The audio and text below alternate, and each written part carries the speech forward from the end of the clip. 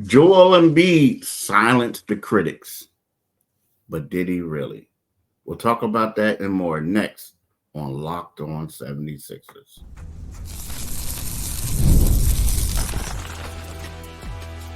You are Locked On 76ers, your daily Philadelphia 76ers podcast, part of the Locked On Podcast Network, your team every day.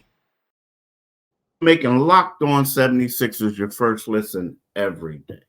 We are free and available wherever you get your podcasts and on YouTube, part of the Locked On Podcast Network, your team every day. Today's episode is brought to you by FanDuel. Make every moment more. As playoffs wind down, the sports stop sporting like we want them to. But this summer, FanDuel is hooking up all customers with a boost or a bonus daily. That's right.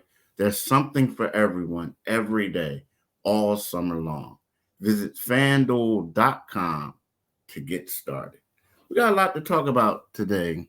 Yesterday, Joel Embiid in the quarterfinals in United States quarterfinal victory over Brazil had 14 points. He was 5 for 6 shooting, 3 for 3 on threes. Mm-hmm. He only played in the first half of a blowout victory. He looked pretty good. He played pretty well. He did. And in the second segment, we're going to talk about Charles Barkley. He was critical of Joel in the days leading up to that game. So talking about he was an embarrassment, he was out of shape, yada, yada, yada, yada. So we'll talk about that in the second segment. And in the third segment, we got to talk about Furkan Korkmaz, who 6 months after being traded to the Indiana Pacers, Furkan Korkmaz said his goodbyes, farewells to 76ers fans and thanked them. So, Mitch, what's your observations or what's your thoughts on Joel Embiid's performance yesterday? It's about time. It's about time. I mean, he looked good yesterday. You know, they only needed to use him wisely so in the first half. I mean, he made 5 of his 6 first shots. And he, you know, for the first time, really, you know, since this whole process began, he looked comfortable. You know, the three was falling. It was a good game. It was a good game for Joel. But you kind of in watching that game yesterday, you kind of, you know, you kind of get to realization. You come to the realization that American basketball is still so far out in front of the rest of the pack. You know, looking at LeBron, looking at KD breaking Lisa Leslie's record for most points scored in Olympic basketball history, or I think a USA basketball history. But Joel looked good, you know, and it was a long time coming, and it's kind of like a microcosm of how he plays during the regular, how he has played. You know, he builds up to a point, and then you say, okay, that's what I'm looking for, you know. I think that's what we saw from him yesterday. His shot was falling, the 3-pointer was falling, and he actually looked like he was enjoying himself. He did this little hip chop thing. I don't know if the NBA is going to find him or not for that. I don't think they can because it's not under their auspices. But I was glad to see him have a good game. I was glad to see that they didn't even need him in the second half. And I still continue to marvel at LeBron James, 39 years old, just watching him. You got to appreciate that brother's game. But he looked good. You know, there's nothing to criticize from what we saw out of him. You know, and it came with, you know, his stuff came within the flow of the game, you know. So, you know, for the Sixers fans and fans of USA basketball should be happy with what they saw from the big man.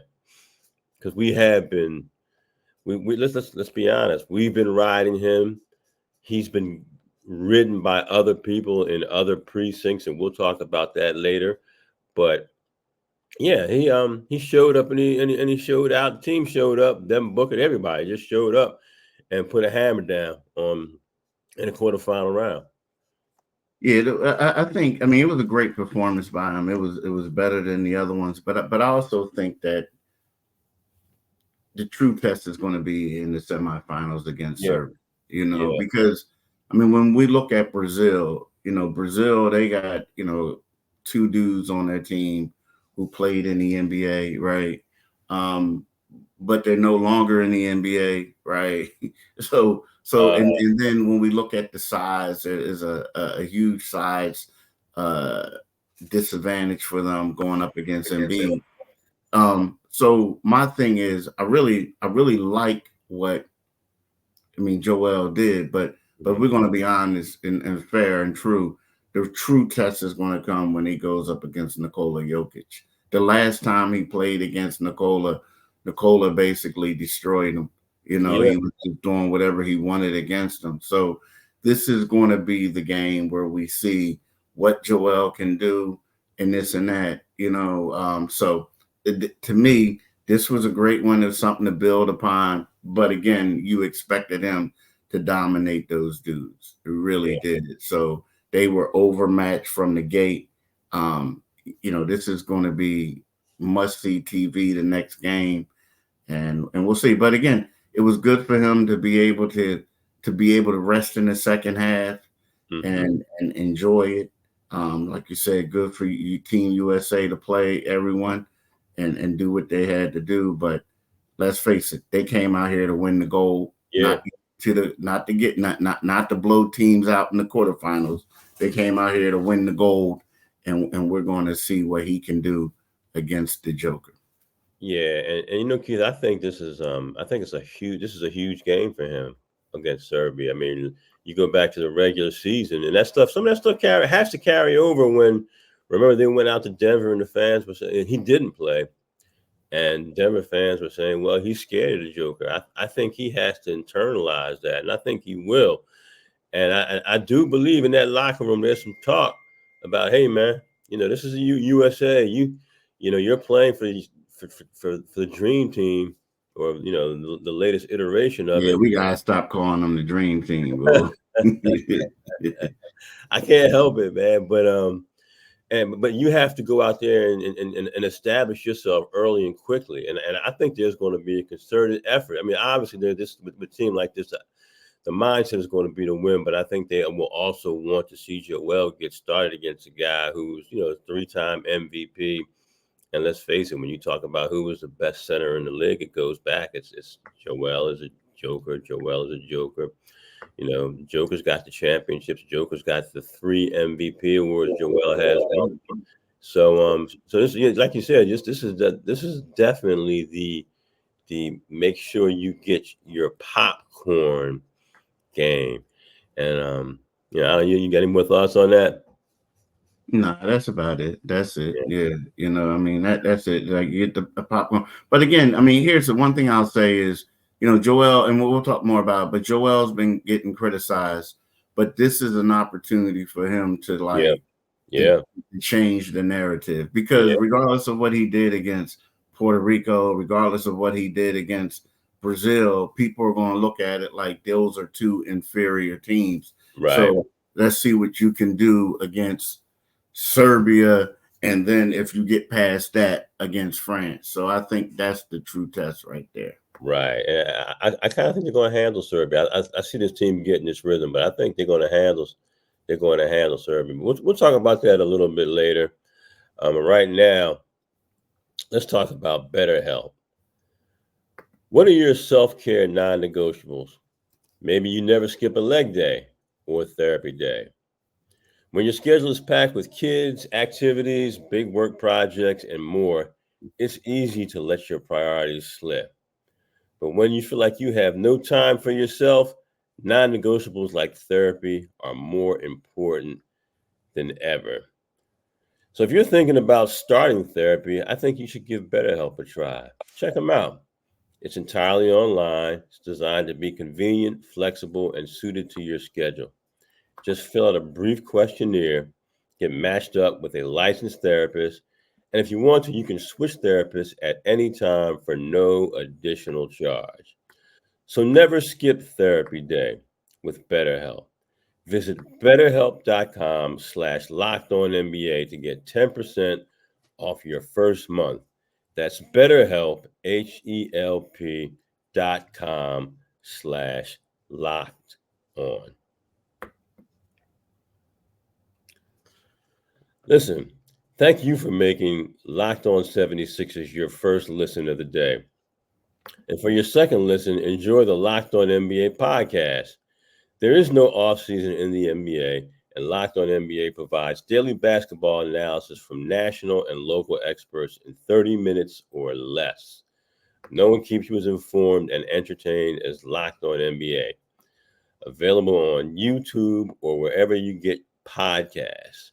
Part of the Locked On Podcast Network. Your team every single solitary day. Yep. Well, so we were talking about how good Joel is, but again, we both kind of agree that he's supposed to dominate these teams, and the true test is about to come. Mm-hmm. And Charles Barkley kind of recently criticized Embiid on Monday's episode of Podcast B with Paul George. That's a good podcast too. Yeah, it's a great podcast. Saying that he's out of shape and should be embarrassed by his performance in Paris thus far. And this is a quote from Barkley. I think that's one of the reasons he's always injured. I don't think he's in good enough shape. You got to be a little embarrassed by the way you played.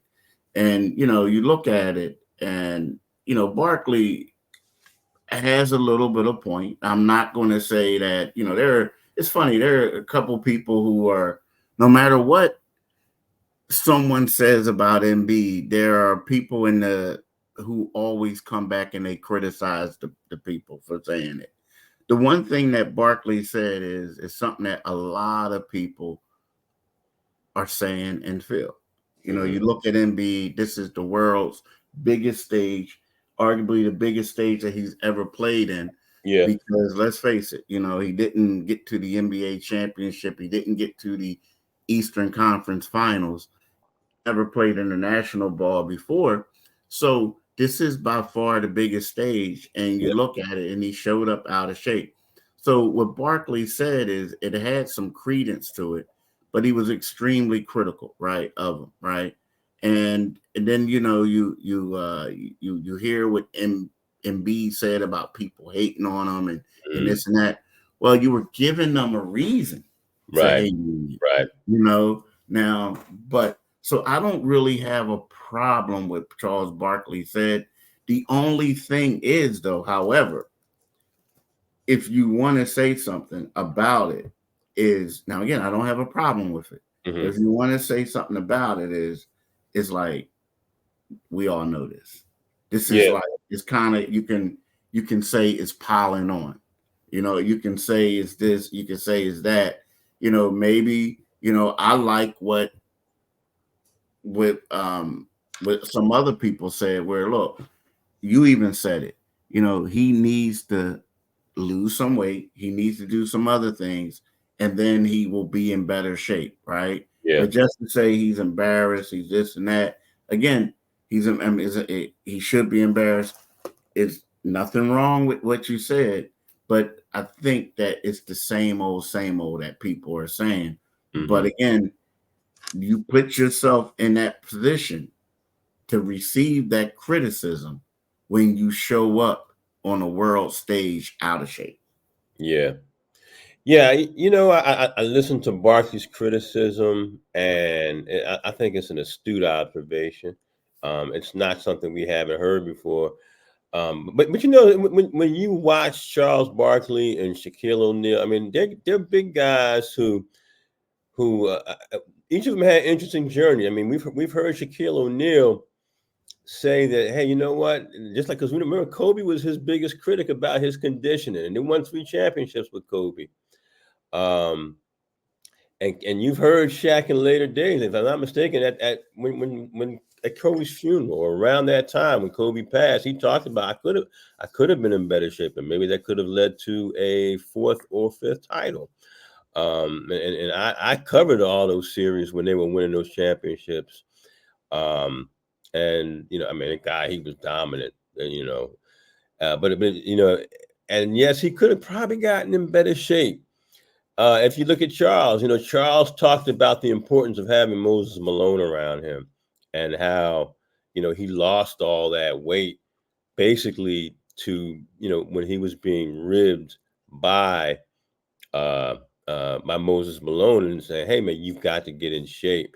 I really think it's that fraternity thing with NBA players, because I think, particularly with those big men, guys who made their money at the rim and needed to be in better shape. I think when they see Joel, they see a player who, if he does truly get into the shape, because as I like to tell people, when you're watching NBA basketball players, you're looking at guys who are in that top 0.001%. And there's some people who are at the very top of that pile, at the very pinpoint of that talent level. And that's what Joel is.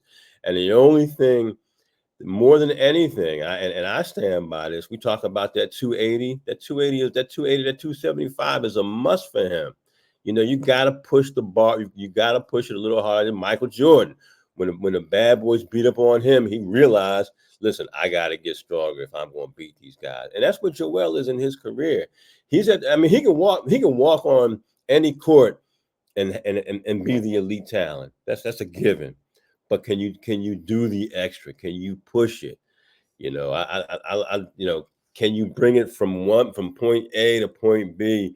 And the only difference being that I'm in better shape now. Like Barkley said, if he's not hurt, if he's in better shape, some of these injuries might be avoidable. It's just the way it is. Yeah, I agree. But the one thing you did say is, we talk about Barkley. Now, again, Barkley said what a lot of people feel. Shaquille O'Neal says the things that a lot of people feel. Mm-hmm. But at the same time, these are two guys who conditioning was questioned when they played. Yeah. So that is kind of like. Yeah. But Charles stopped being the bread truck and got that body down about true. He did, but it's funny. But again, but the thing is, you set yourself up for this criticism. Now, the one thing that we did say, and I stand by this, Embiid has an opportunity now to change perception. He can make it seem like, yo, I was just doing what I had to do to get to the medal round. Now you're in the medal round. Yeah. So this game is extremely important for his legacy. I mean, like his Olympic legacy, this and that, because, he's been known as a guy that falters in big games, right? Like playoff games and stuff like that. Yeah. So right about now is you're going up against the Joker. You dominated him for the most part whenever you played him in the regular season. So now's an opportunity to do it when you're going to get booed the whole nine. Yeah. Do what you got to do and come out and play. So yeah, it's a prime time example, man. The stuff that he said in those interviews and leading up to this, he has a prime opportunity to bring the spotlight and bring himself into the focus, and really, if he has a great game and the USA wins, then that's a springboard going into the NBA season, which is the most crucial season of his NBA career. Right now, I want to talk to you folks about FanDuel. I love sports, and I love them so much that I never want them to stop. But the playoffs have ended, and I am watching these Olympic games. I enjoy watching Gabby Thomas, and that 1500 last night was great. But I need my real sports to come back, the American sports, because the sports just aren't sporting like I like them to. But FanDuel lets me keep the sports going whenever I want. All I have to do is open the app and dream up bets anytime I'm in the mood. And this summer, FanDuel is hooking up all customers with a boost or a bonus daily. That's right. There's something for everyone every day, all summer long. So head over to FanDuel.com and start making the most out of your summer. It's FanDuel, official sports betting partner of Major League Baseball.